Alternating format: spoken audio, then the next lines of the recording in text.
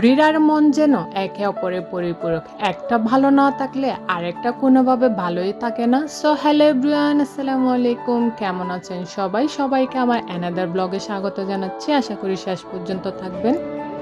একটা বিষয় যদি খেয়াল করেন তাহলে খুব ভালোভাবে বুঝতে পারবেন, যদি আমাদের মন ভালো না থাকে না তাহলে আমাদের শরীরটাও না কেমন জানি হাঁপিয়ে যায়।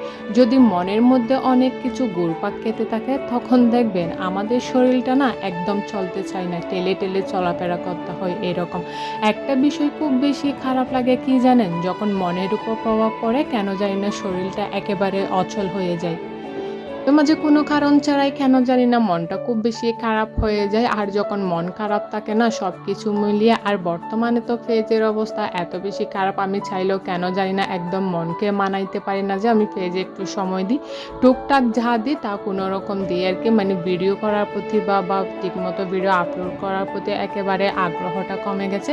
তাও বর্তমানে দেখতেছি কি টুকটাক একটু একটু ভিউজ আসতেছে, তো ভাবতেছি আজকে থেকে একদম রেগুলার হওয়ার চেষ্টা করব।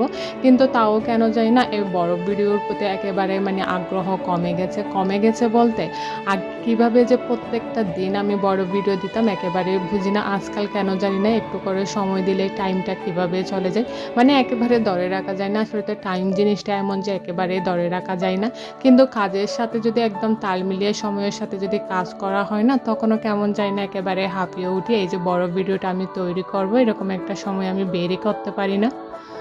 যখন মন খারাপ থাকে না তখন কেন জানি না একদম কোনো কাজ না থাকলেও না দুই একটা কাজ থাকলেও ওই কাজগুলো একেবারে জমে যায়।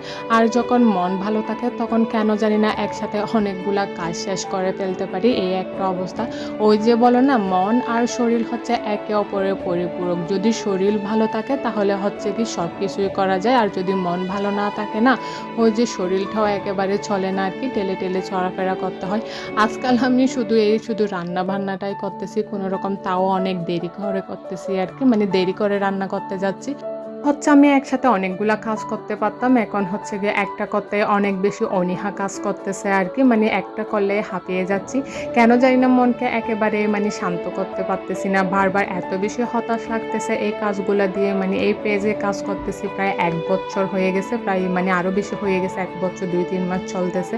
এই বর্তমানে না মানে কোনো কিছুই হচ্ছে না। এত চেষ্টা করি, নিজেকে এত বেশি বোঝানোর চেষ্টা করি, না আর একটু চেষ্টা করো, আর একটু ধৈর্য ধরো, ইনশাল্লাহ কোনো না কোনো কিছু হবে আর কি। কিন্তু বর্তমানে এত বেশি হতাশা কাজ করে কি মানে কোনো কিছুই হচ্ছে না। তাও বারবার প্রতিনিয়ত নিজেকে বোঝাচ্ছি যেহেতু কাজটা শুরু করছো ইনশাল্লাহ শেষ পর্যন্ত তোমাকে করতে হবে। তো আজকে থেকে চেষ্টা করতেছি যত কষ্ট হবে হোক প্রত্যেকটা দিন একটা লং ভিডিও দেওয়ার চেষ্টা করবো ইনশাল্লাহ। আগে হচ্ছে কি মানে বর্তমানে আমি এই এক অবস্থায় আছি কি আমি সকালে হলেও ঘুমের জন্য সময় দিতে পারতেছি না। দুপুরও যদি একটু চেষ্টা করি না ঘুমিয়ে একটু ফোনে সময় দিব সেটাও আমার জন্য মানে এখন অসম্ভব হয়ে গেছে। আসলে শরীর মন সব কিছুই যখন একেবারে ক্লান্ত হয়ে যায় না তখন চাইলেও কোনো কিছু না আর করা সম্ভব হয়ে ওঠে না আর কি। জানি না এই পেজে কাজ করার পর থেকে না সব কিছু একেবারে থমকে গেছে আর কি। আগে হচ্ছে গিয়ে মানে কাজের ফাঁকে ফাঁকে যতটা পারি ততটা হচ্ছে পেজে সময় দিতাম বা দুপুরে না ঘুমিয়ে সময় দিতাম এরকম। আজকাল হচ্ছে গিয়ে মানে সকালবেলা এত বেশি টাইম দিচ্ছে আমার রান্নাঘর, মানে যাইতে যাইতে অনেক বেশি টাইম হয়ে যাচ্ছে। সকালে ঠিক মতো নাস্তা বানাচ্ছি না, সন্ধ্যায় বানাচ্ছি না, মানে কোনো রকম চলতেছে এই এক অবস্থাকে পেজে কাজ করতে করতে। জানি না কখন নিজের মনটাকে শান্ত করতে পারবো। আসলে একটা কথা কি জানেন, শান্ত তো ঠিক তখনই হবে যখন আমি এই পেজ থেকে কোনো একটা কিছু অর্জন করতে পারবো। আসলে চেষ্টা করে যাচ্ছে, আসলে এখানে চেষ্টা ছাড়া বা ধৈর্য ছাড়া আর পরিশ্রম ছাড়া না কখনোই কোনো কিছু সম্ভব না।